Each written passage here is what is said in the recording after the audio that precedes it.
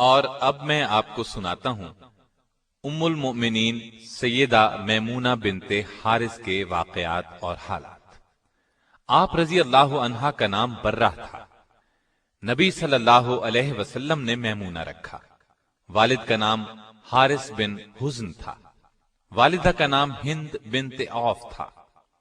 آپ سیدنا عبداللہ بن عباس رضی اللہ عنہ اور سیدنا خالد بن ولید رضی اللہ عنہ کی حقیقی خالہ تھی، کیونکہ ان کی بڑی بہن لبابہ الکبریٰ سیدنا عباس رضی اللہ عنہ کی زوجہ محترمہ تھی اور ابن عباس کی ماں تھی۔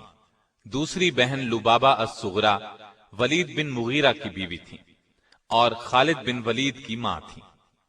سیدہ میمونہ کی کئی بہنیں تھیں، اس لیے سیدہ میمونہ رضی اللہ عنہا کی والدہ ہند بنت عوف کے کئی داماد تھے۔ اسی ہند بنت عوف کے متعلق کہا گیا ہے کہ کائنات انسانی میں سب سے بہتر داماد اس کے حصے میں آئے ہیں۔ ان کے دامادوں کے نام یہ ہیں: محمد الرسول اللہ صلی اللہ علیہ وسلم، سیدنا عباس، سیدنا جعفر بن ابی طالب، سیدنا ابو بکر صدیق، سیدنا علی بن ابی طالب، سیدنا حمزہ بن عبد المطلب اور سیدنا شداد بن حاد رضی اللہ عنہم۔ ابن قتیبہ نے لکھا ہے کہ پوری دنیا میں ہند بنت عوف سے زیادہ کوئی عورت اپنے دامادوں کے لحاظ سے بزرگ اور خوش قسمت نہیں۔ سیدہ میمونہ رضی اللہ عنہا کا پہلا نکاح جاہلیت کے زمانے میں ہوا۔ ان کے خاوند کا نام مسعود بن عمرو ثقفی تھا۔ کسی وجہ سے دونوں میں علیحدگی ہو گئی۔ اس کے بعد آپ رضی اللہ عنہا کا نکاح ابو رحم بن عبد العزیٰ سے ہوا۔ ابو رحم کا انتقال 7 ہجری میں ہوا۔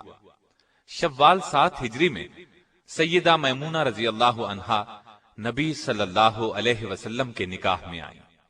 رسول اللہ صلی اللہ علیہ وسلم کی یہ خصوصیت تھی کہ اگر کوئی مومنہ عورت اپنا نفس یعنی اپنے آپ کو جناب رسول اللہ صلی اللہ علیہ وسلم کے لیے ہبہ کرتی تو آپ کے لیے یہ ہبہ جائز تھا۔ آپ چاہتے تو ایسی عورت سے نکاح کر سکتے تھے۔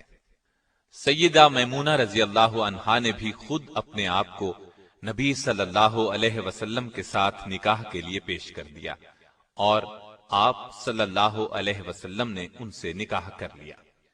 روایات کے مطابق یہ نکاح عمرۃ القضاء کے موقع پر منعقد ہوا۔ چونکہ رسول اللہ صلی اللہ علیہ وسلم عمرہ کرنے کی غرض سے نکلے تھے، اس لیے آپ حالت احرام میں تھے۔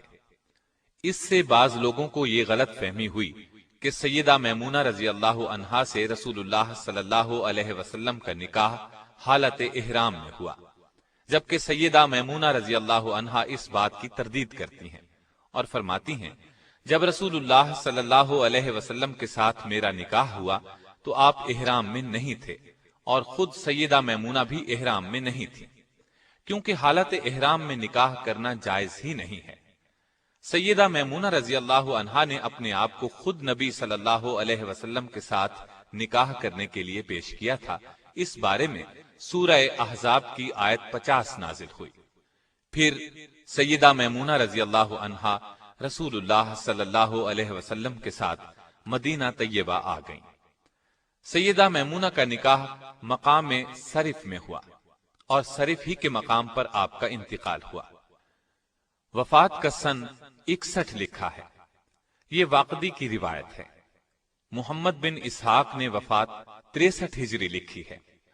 بخاری میں ہے کہ ان کا جنازہ اٹھایا گیا تو سیدنا ابن عباس رضی اللہ عنہ نے فرمایا یہ رسول اللہ صلی اللہ علیہ وسلم کی زوجہ محترمہ ہیں، ان کے جنازے کو زیادہ حرکت نہ دو، ادب و احترام کے ساتھ چلو۔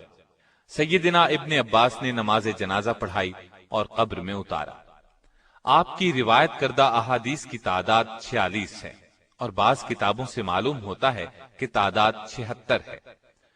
نبی صلی اللہ علیہ وسلم کے احکامات کی تعمیل ہر وقت ان کے پیش نظر رہتی، اللہ سے بہت ڈرتی تھی، صلہ رحمی کرتی تھی، غلام آزاد کرنے کا بہت شوق تھا۔ ایک مرتبہ آپ نے ایک لونڈی کو آزاد کیا تو نبی اکرم صلی اللہ علیہ وسلم نے بڑے ثواب کی خوشخبری سنائی۔ سیدہ کبھی کبھی قرض بھی لے لیتی تھی۔ ایک مرتبہ قرضہ لیا، رقم کچھ زیادہ تھی۔ کسی نے پوچھا آپ اس رقم کو ادا کیسے کریں گی؟ آپ نے فرمایا نبی صلی اللہ علیہ وسلم کا ارشاد ہے جو شخص قرض ادا کرنے کی نیت رکھتا ہو تو اللہ تعالیٰ اس کا قرض ادا فرما دیتا ہے۔ رسول اللہ صلی اللہ علیہ وسلم کی تمام ازواج مطہرات میں سے سب کے بعد سیدہ میمونہ کا انتقال ہوا۔ اللہ تعالیٰ آپ رضی اللہ عنہا پر ہزارہا رحمتیں نازل کرے۔